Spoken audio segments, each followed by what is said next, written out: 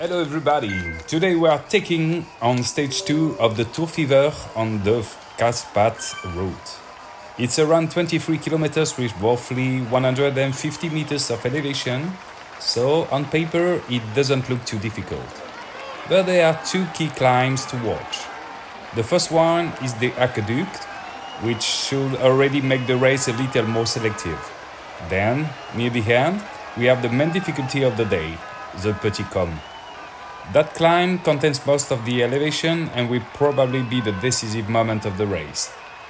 My strategy today is simple. I want to stay in the wheels as much as possible on the flatter sections, save energy and wait for the Petit KOM. But I also need to stay alert. This is a short race, and if 2 or 3 of the strongest riders manage to escape early, we might never see them again. So I have to balance patience with attention. And if I still have the legs when we reach the final climb, I will try to attack, create a gap, and go for the win solo. Because one thing is clear, I really don't want this race to end in a big sprint. Tour Fever is Zwift's big summer racing celebration, inspired by both the Tour de France and the Tour de France Femmes avec Zwift. The series features 5 stages with a new challenge every week. From short time trials and punchy climbs to cover roads and fast, tactical race, each stage offers something completely different. But these aren't just 5 independent races. Every finishing time is added to the general classification, so consistency matters through the entire series. One bad day could cost you a lot of time, while a strong result could completely change your position in the overall standing. There are also rewards to unlock along the way, including Tour Fever gloves, socks, and a helmet. With the Tour Fever and Watch the Farm kits awarded to riders who completed all 5 stages. Stage 1 was a short individual time trial where it was all about pacing and pure power. But today, for stage 2, we're leaving the solo effort behind and heading into a proper road race on Carpath.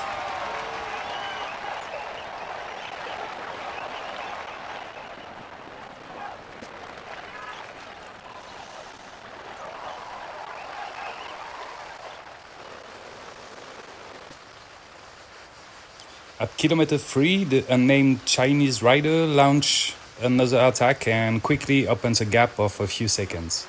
The peloton immediately starts chasing, led by the Belgian rider VPRD. I raced against him before and I know he's an excellent time trialist. He's more than capable of attacking himself or simply holding a very high pace for a long time. The Japanese rider Masa is also helping with the chase. For my part, I'm just staying in the wheels and watching the situation carefully. One rider alone off the front doesn't really worry me. What I cannot allow through is another strong rider bridging across to him. The Chinese rider already looks very powerful, and if 2 or 3 of the best riders get together at the front, we may never see them again.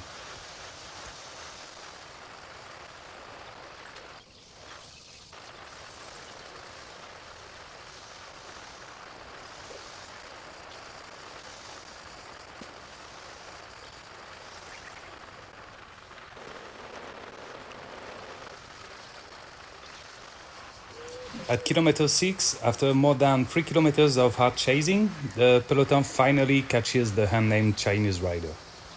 The riders worked well together at the front, taking turns and pushing the pace above 5 watts per kilo. The Chinese rider has managed to build the lead up to 11 seconds, but after a long and intense pursuit, the gap was finally closed.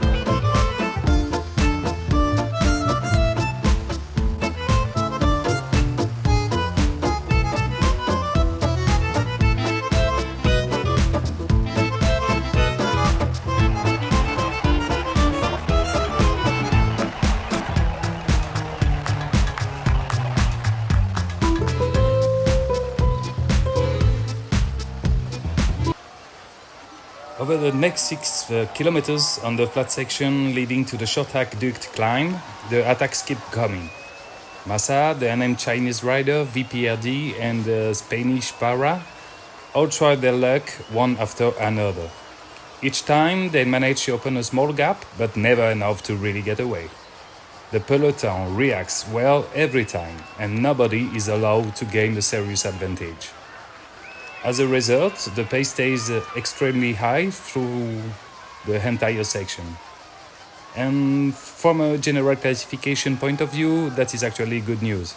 We may only be a small group, but we are riding very fast, which should help us limit the time gaps in the overall Tour Fever standings.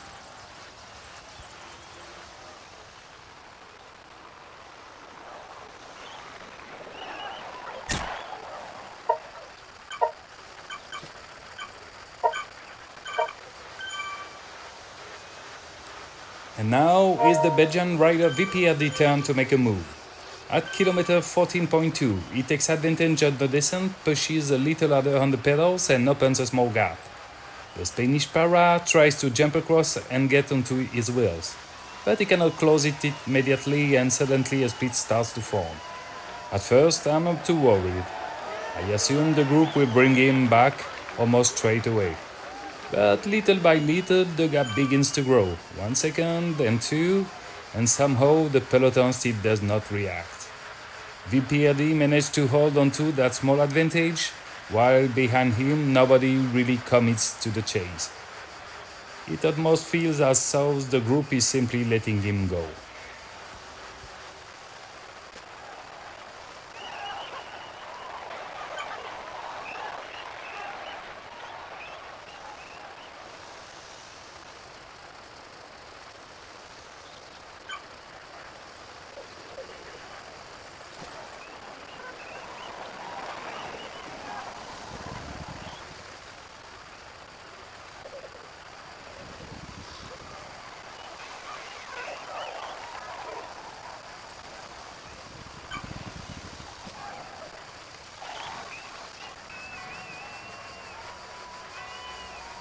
As we reach the bottom of the Petit KOM, VPRD has opened a huge gap. The entire group, myself included, has basically abandoned the chase to save energy for the climb. I'm hoping he may have spent too much riding alone, but he still has 17-second advantage, so catching him is going to be difficult. Still, I know that if the group climbs hard enough, we might be able to bring him back. And that is exactly what happens from the very start of the ascent. We are already pushing more than 5 watts per kilo, while VPRD is holding a steadier pace at around 4.5. Para leads the group, which is still quite compact, and I'm doing everything I can to stay in the wheels. The legs are already starting to burn, but I'm still confident in my strategy. Stay with the group for as long as possible, then attack later if I still have something left, and perhaps bridge across to the Belgian rider. No, the Chinese rider moved to the front and increases the pace to 6 watts per kilo. The gap to VPRD starts to coming down quickly. I'm sitting near the back of the group when the Chinese suddenly opens a small gap. The Japanese rider, Saito, cannot immediately close it, so I decided to stay on his wheels and recover for a few seconds. My threat is already above 180 beats per minute, and we haven't even completed a third of the climb yet. This is definitely not the moment to explode. I stayed behind Saito, hoping we can gradually walk our way back to the Chinese rider, who is still holding more than 5 watts per kilo and has now opened a gap of over 3 seconds. The group eventually takes over the chase behind him. I've also kept my feather power up since the beginning of the race, waiting for the right moment to use it on the climb. But for now, the pace is already high enough. I don't feel strong enough to make a real difference, so the best decision is to stay in the wheels, benefit from the draft, and keep saving that feather for later.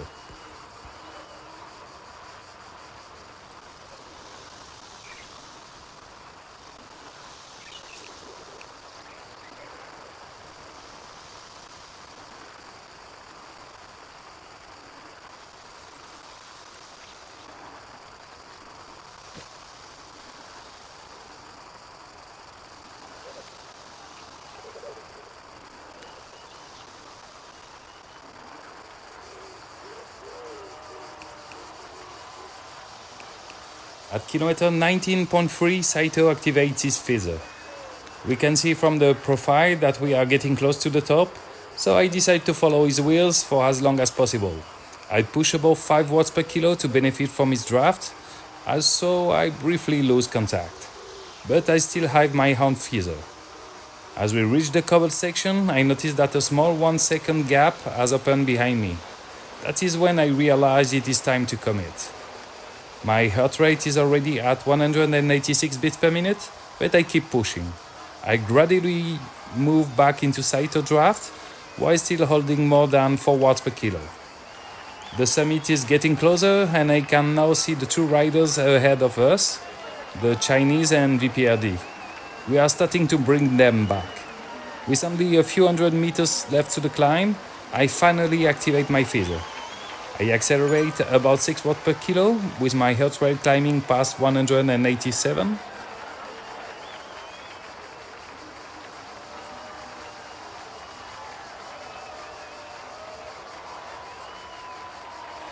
A gap immediately starts opening behind me. I catch Saito just before the summit, then continue pushing over the top at more than 6 watts per kilo, setting a new personal best of the climb in the process. I don't easy off. Saito is only 2 seconds behind at first, but Para is already more than 5 seconds back.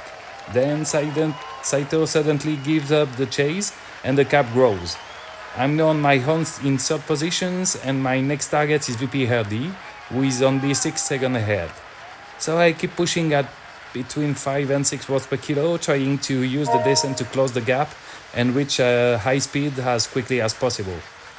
Behind me, I managed to create some real separation. Massa and Paha are now chasing at more than 6 seconds, while I continue the pursuit of the 2 riders ahead.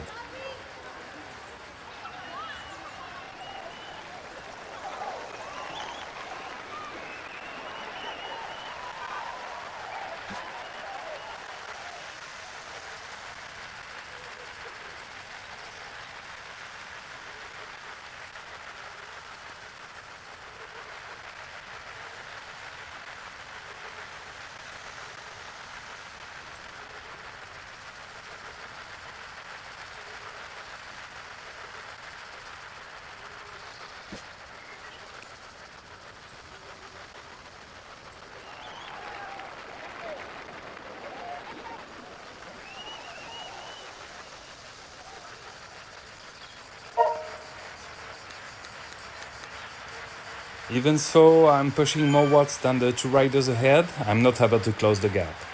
They are probably much heavier than me, which gives me them a clear advantage on the descent. The faster the rope goes down, the harder it becomes for me to bring them back. And to make these things worse, despite all the energy I'm putting into the chase, the group behind managed to catch me. At that point, I know the first 2 places are gone. So I easy off slightly and change the plan.